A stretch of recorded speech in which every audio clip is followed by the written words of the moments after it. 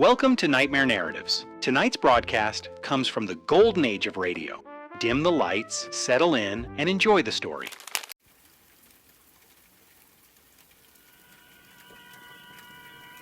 The Columbia Network takes pleasure in bringing you Suspense.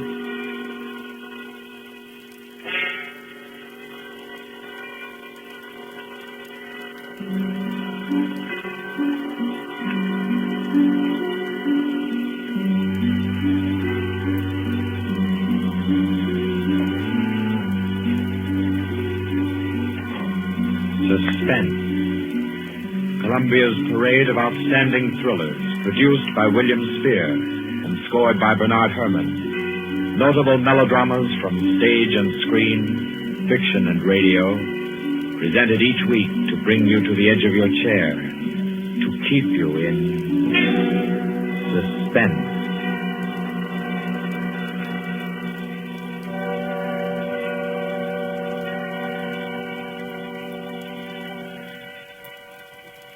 Tonight's story, by the noted American author T.S. Stribling, deals with a crime of murder on an exotic and atmospheric island, with ragged beggars who slept in a Hindu temple and awoke with gold in their pockets, and a dead girl lying near them, and with a strange and mystical entrance into the life of hereafter, which was the experience of an American psychologist. For your suspenseful listening, we invite you to join us for A Passage to Benarie.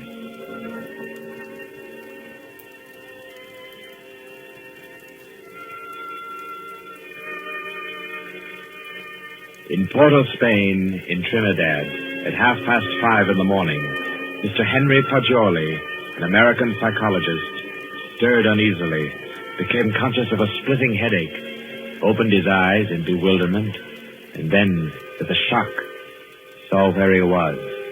He got up, arranged his clothing. He tried with his neat psychological mind to recapture his dream, to bottle up again the little smoking wisps that still floated about within his aching head. By 7 o'clock, he'd found his way back to the house of Mr. Lowe, his host in Port of Spain. Lowe was already about his coffee, with an interested spoon poised above the morning paper. Ah, there you are. Good morning, Poggioli.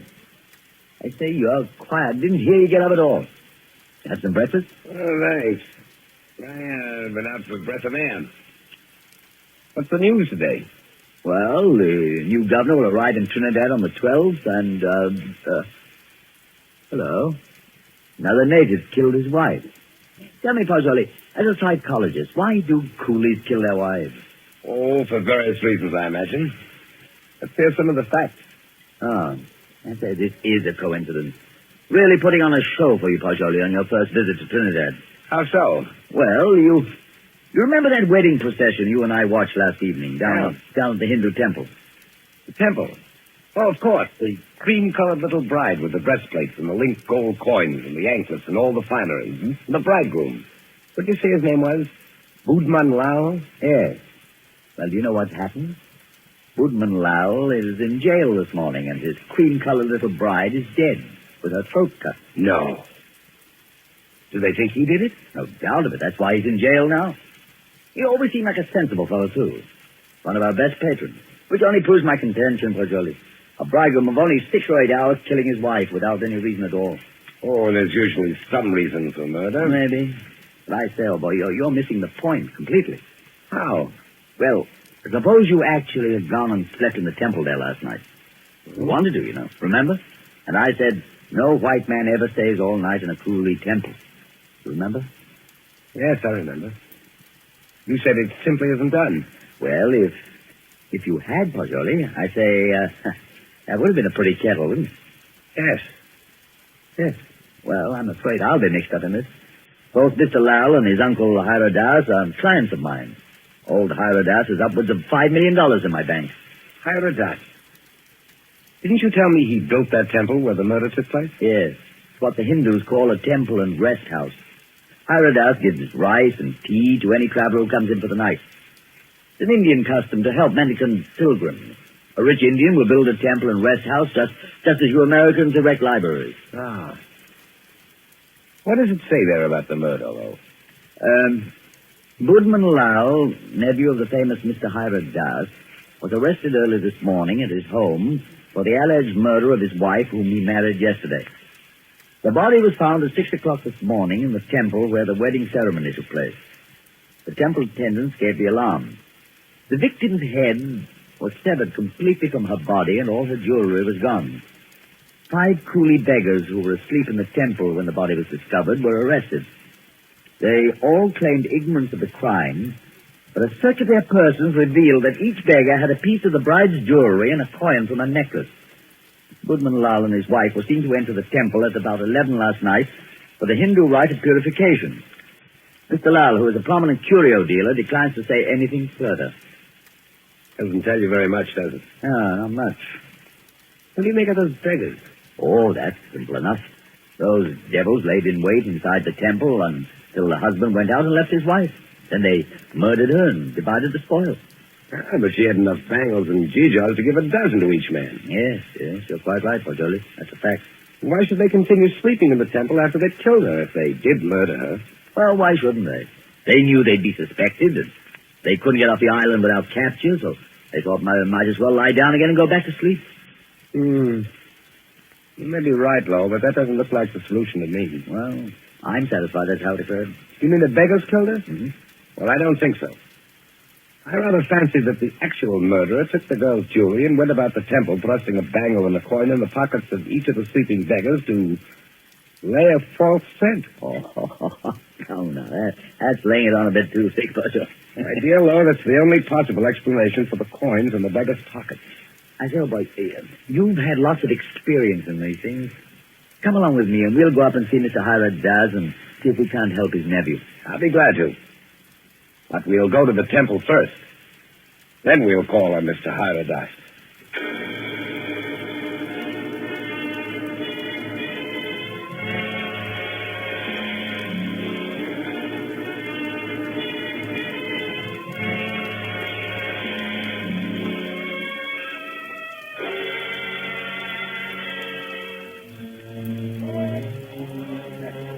Well, here we are. In spite of the police guard at the door, the temple doesn't look sinister in the daylight. Yeah, it just looks dirty. Let's go in and question the beggars. Excuse me, did any of you fellows hear noises in this temple last night? Oh, much sleep, Side. No noise. Policeman punch us wake this morning. Makes it still here. What's your name? Sudacham, Side. When did you go to sleep last night? When I ate rice and tea, Side. Mm-hmm. Do you remember seeing Budman Lal and his wife enter this building last night? Yes, remember, Side. Did you see them go out? No, Side. No one remember go out. You were all asleep then, huh? All asleep, Side. Did you have any dreams during your sleep? Hear any noises? I dream bad dreams, Side. Huh? When policeman punched me awake this morning, I think dream has come true. And me, Side. Me, too. Me. Did you all have bad dreams? Yes, all have bad dreams. Look here, Pajoli. I don't see where this is getting us. I do think we ought to be getting on to old Hirad Das's house. No, I think we can now entirely discard the theory that the beggars murdered the girls. On what ground? They told you nothing except that they all had bad dreams. That's the reason. They all had wild, fantastic dreams. That suggests that they were given some sort of opiate in their rice or tea last night. It's quite improbable that 5 ignorant coolies would have wit enough to concoct such a piece of evidence as that. That's a fact, but I don't believe a Trinidad court would admit such evidence. We're not looking for legal evidence. We're after some indication of the real criminals. Now I suggest that we get on to the house of Hirad Das.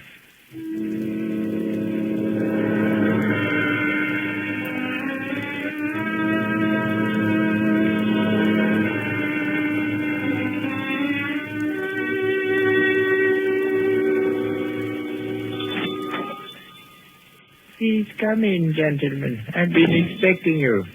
Please be seated. Thank you. Thank you. Most mysterious murder in the life of my poor nephew will depend upon your exertions, gentlemen. Tell me, What do you think of the beggars that were found in the temple with the bangles and coins? Well, I'm afraid my judgment of the beggars will disappoint you, Mr. Hyradas. Huh? My theory is that they're innocent of the crime. Really? Why do you say that? Because they told me of dreams they had. All their dreams were very nearly identical. You are not English, sir. No Englishman would have thought of that. No, I'm American with a backlash sprinkling of Italian. My name's Fagioli. What is your profession, Mr. Paggioli? You are a detective? No, Mr. Das. I'm a psychologist. Oh, your soul is at least groping after knowledge. However, it gropes as a blind worm, Mr. Paggioli, and we must find the criminal who committed this crime, and thus restore my nephew Boodman Lau to liberty. You can imagine what a blow this has been to me after I arranged this marriage for my nephew. You did? Arranged a marriage for a nephew who was in his 30s? Yes, Mr. Paggioli. I wanted him to avoid the pitfalls into which I fell. He was unmarried, and he'd already begun to add dollars to dollars. I did the same thing. And now, look at me. An empty old man in a foreign land. What good is this house where men of my own kind can't come and sit with me, when I have no grandchildren to romp and play? No. I've piled up dollars and pounds. I've eaten the world, Mr. Paggioli, and found it bitter. Now here I am, an outcast. And why don't you go back to India, Mr. Hyradas? Why, Mr. Paggioli, my mind is half English. If I should return to Benarie, I'd walk about thinking what the temples cost. How much was the value of the stone set in the eye of Krishna's image? If I would ever be one with my own people again, Mr. Paggioli, I must leave this Western mind and body here in Trinidad. That's very interesting and moving, but we were discussing your nephew, Boodman Lau. Wait. In searching for the criminal, I would suggest you look for a moneyed man. Let me tell you my suspicions, and you can work out the details. What are they? I went out of the temple this morning to have the body of my poor murdered niece brought here to my villa for burial. I talked to the 5 beggars, and they told me there was a 6th sleeper in the temple last night. Was there indeed? Yes, Mr. Lowe. A white man. A white man? Yes, Mr. Lowe. All 5 of the coolies and my man, Guka, told me it was true. But, Mr. Hyradas, decapitation is not an American mode of murder. American? I was speaking generally. I mean, a white man's method of murder. That is indicative in itself. I meant to call your attention to that point. It shows the white man was a highly educated man who had studied the mental habits of other people than his own. So he was enabled to give the crime an extraordinary resemblance to a Hindu crime. But what motive could a white man have? Possibly robbery, Mr. Paggioli. Or if he were a very intellectual man, he might have murdered the poor child by way of experiment. A murder for experiment? Yes, Mr. Lowe. To record the psychological reaction. Why? I can't entertain such a theory as that, Mr. Hyradas. Oh, no. It is too far-fetched. However, it is worth investigating, is it not? Yes, but I'll begin my investigations with the man Guka. By all means, Mr. Paggioli. And in your investigations, gentlemen, hire any assistance you may need. Draw on me for any amount. I want my nephew exonerated, and above all things, I want the real criminal apprehended and brought to the gallows.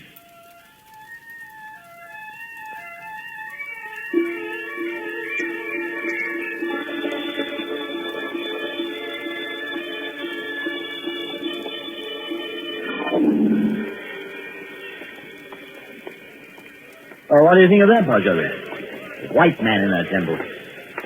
Sounds like pure fiction to me, to shield Boodman Lau. You know, these fellows hang together like thieves. Say, it's a jolly good thing we didn't decide to sleep in the temple last night, isn't it? You know, in my opinion, Lowe, the actual criminal is Boodman Lowe. Same here. I thought so ever since I first saw the account in the paper. Somehow these fellows will chop their wives to pieces for no reason at all. Lowe, what do you know about Boodman Lowe? Well, he was born here and has always been a figure because of his rich uncle. Lived here all his life? Uh-huh. Except when he was in Oxford for 6 years. Oh, he's an Oxford man, huh? Yes. There you are. That's the trouble. I don't understand. What do you mean, Pozzoli? No doubt he fell in love with some English girl, but when old Hiradas chose a Hindu child for his wife, Woodman couldn't refuse marriage. No man was going to quarrel with a $5 million legacy. And then he chose this ghastly method of getting rid of the child bride. I dare say you're right. I feel sure Boodman Lau killed the girl. And Jones, I'm getting tired of walking. There's a cab. Let's hop it and ride the rest of the way. Hi, Teddy! A cab.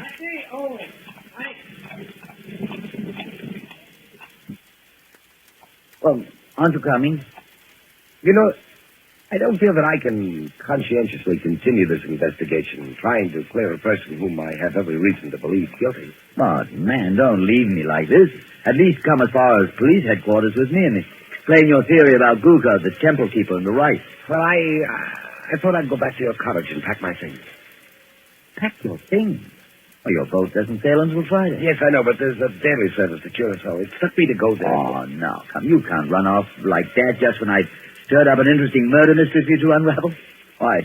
Pozzoli, you ought to appreciate my efforts as a host more than that. Well, all right, then. To the police station. Yes,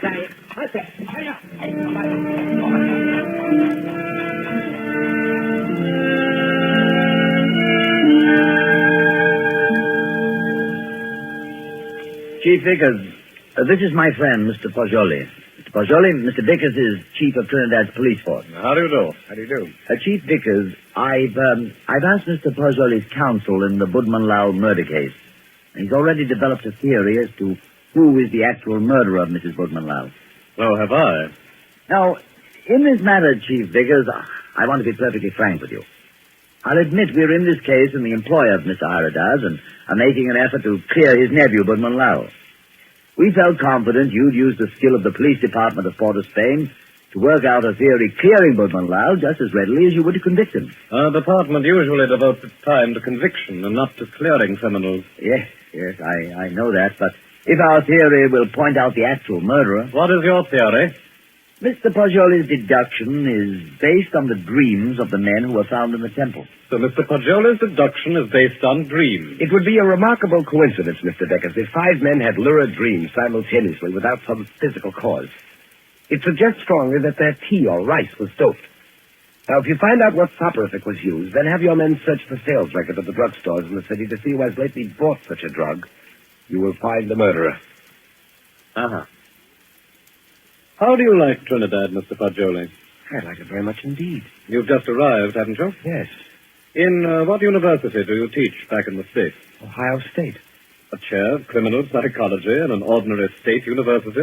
I'm not a professor. I'm simply a docent, and I haven't specialized on criminal psychology. I quiz on general psychology. You're not teaching now? No, this is my sabbatical year. You look young to have taught in the university 6 years, but then you Americans start young and your land is specialist. Now, Mr. Pozzoli, I suppose you're wrapped up heart and soul in your psychology. I am. You'd do anything in the world to advance yourself in the science. I rather think so. Especially keen on original research work. That's what he is, Chief Vickers.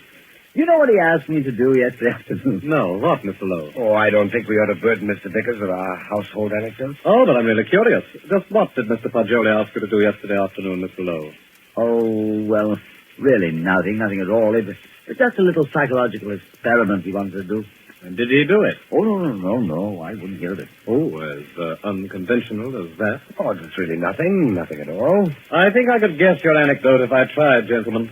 About a half an hour ago, I received a telephone message from my man stationed at the temple to keep a lookout for you and Mr. Pozzoli. A lookout for us? Yes, because one of the coolies under arrest told him that Mr. Pozzoli slept in the temple last night. Oh, but that's not true. That's exactly what he didn't do. He suggested it to me, but I said no. You remember, Pozzoli, you didn't do it. Did you, Pozzoli? Did you? You see, he did. Gentlemen, I had a perfectly valid and important reason for sleeping in the temple last night, and so I can only ask your sympathetic attention to what I'm about to say. Go on. You remember, Lo, you and I were down there watching a wedding procession. Well, just as the music stopped and the procession entered the building, suddenly it seemed to me as if they'd vanished. Naturally, they'd gone to the building. No, I don't mean that. I'm afraid you won't understand what I do mean. That the whole procession had ceased to exist, melted into nothing. You see, that's really the idea in which the Hindus base their notion of heaven. Oblivion, nothing. Yes, I've heard that before. Well, our medieval Gothic architecture was a conception of our Western heaven, and I thought perhaps the Indian architecture had somehow caught the motif of the Indian religion, suggestive nirvana. That's what amazed and intrigued me. That's why I wanted to sleep someplace. I wanted to see if I could further my shred of impression. Does that make any sense to you, Mr. Vickers? We're not interested why you went, Mr. Poggioli. We know a murder took place in the temple. You can't think that I committed a horrible murder as an experiment. You intellectual chaps do some pretty weird things, Mr. Poggioli. Why, only the other day I was reading about two young intellectuals. Yes, these fellows I read about also tried to turn an honest penny by their murder. I don't suppose you happened to notice yesterday that the little bride, Maila Ram, was almost covered with gold bangles and coins? Of course I noticed. I had nothing whatever to do with her. I did sleep in the temple. By the way, you say you slept on a rug just as the coolies did. Yes, I did. And you didn't wake up either, Mr. Poggioli? No. Then did the child's murderer happen to put a coin and a bangle in your pocket, just as he did the other sleepers in the temple? I don't know. I haven't looked in my pocket since then. Then please do so now, Mr. Poggioli. Oh, yes. Here they are, Mr. Vickers. You don't happen to have any more, do you? No. I've already been through all my pockets and I haven't any more. Well, that's something.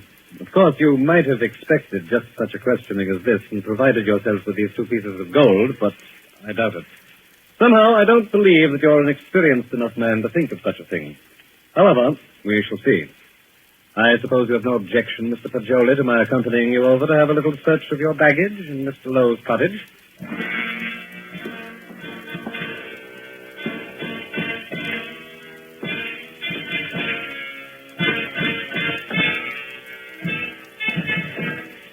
Now then, Mr. Poggioli, be so kind as to open your trunk.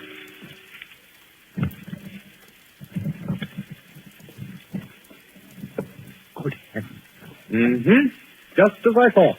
A trunk tray full of bangles and coins. I'll say one thing for you, though, Mr. Poggioli. Your nerve almost got you by. But you can't believe that I did it. So, you don't believe I did this, do you? I don't.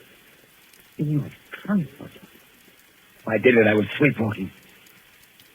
God, to think that it's possible, but right here in my own... Well, we might as well start back, I suppose. This is all. I'll go back with you, Poggioli.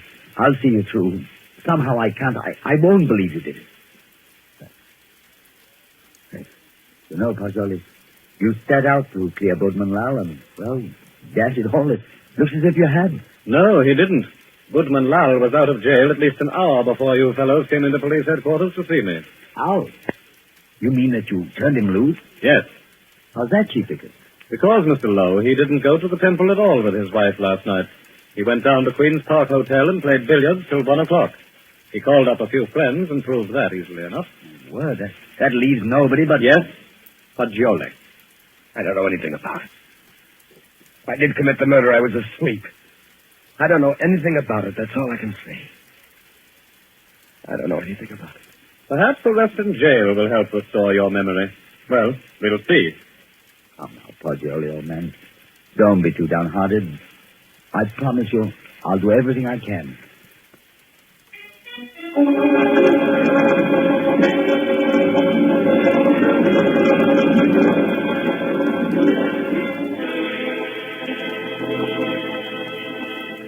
In the case against Henry Poggioli, having been duly tried by a jury of your peers who have been found guilty by the powers invested in me, I herewith sentence you to be hanged by the neck until you are dead.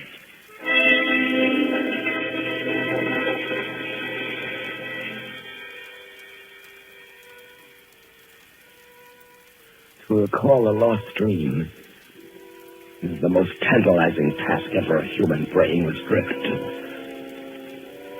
But if I lie still long enough on this bunk, perhaps I can recapture the dream I had in the temple last night. Yes. Yes. It seems to me that the image on the altar moved, and suddenly the dome overhead was opened and left me staring upward into a vast abyss, where I was alone in endless space, where all creatures and all matter that had ever been or ever would be were wrapped up in me, Passione. That's my dream. That's an odd thing. 6 men dreaming the same dream in different turns. There must be a physical cause for such a phenomenon. Of course. I've got it. Vickers. Oh, I have it. I've solved it. Get me out of here. I know who killed the girls.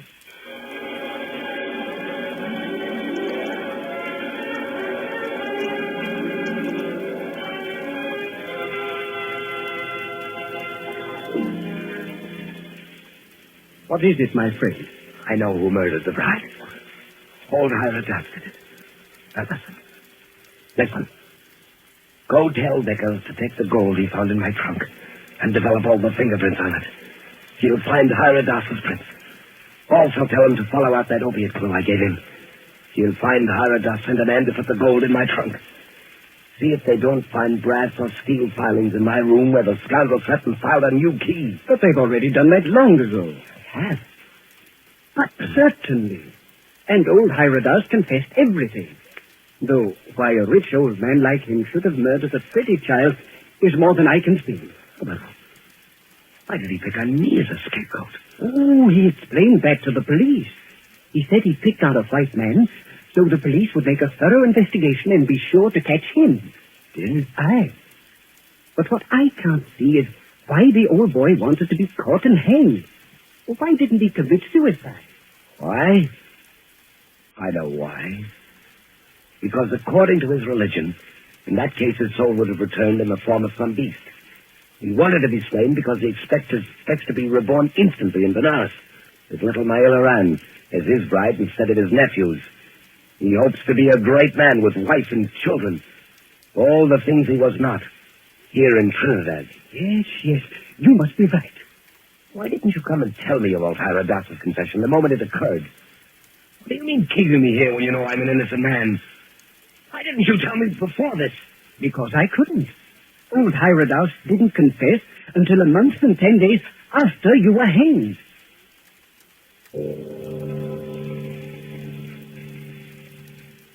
So ends A Passage to Benarie, T.S. Stribling's tale of mysterious death and death mysterious. This was tonight's story of Suspense. Suspense is produced by William Spear. John Dietz was our guest director this evening. Tonight's radio drama was written by Carol Case and scored by Bernard Herrmann. Paul Stewart was Poggioli, Barry Kroger was Mr. Hierodatus, and Horace Brem played Mr. Lowe.